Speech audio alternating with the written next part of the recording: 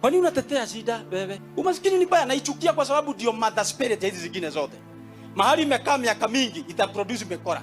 Ikikaa mahali miaka mingi broken marriage. Hauonagi kuna ndoa zinaishi tu kwa sababu kuna kitu. Hata haziendagi maombi.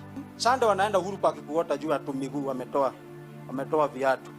Alafu anasema babe nataka ice cream. Sasa unaona sisi hatuendi huko juu kitutia ice cream tutapigana.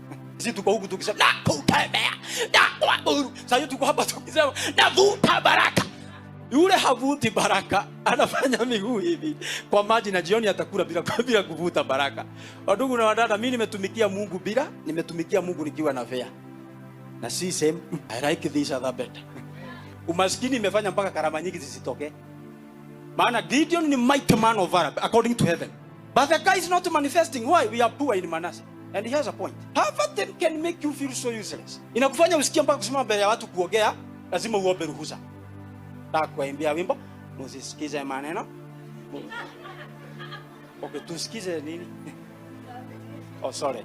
Musisikize sauti, musikie maneno, then ongea wacha kuimba. Kwa sababu kama ni maneno tunahitajika tusikie, wachana sauti. Alia. Ongea. Unaomba ruhusa kwa sababu you think you don't matter. That's why. Na ni hii kitu inakusubua, ni mindset. That's what I hate about poverty. Shida ya poverty inakula sana.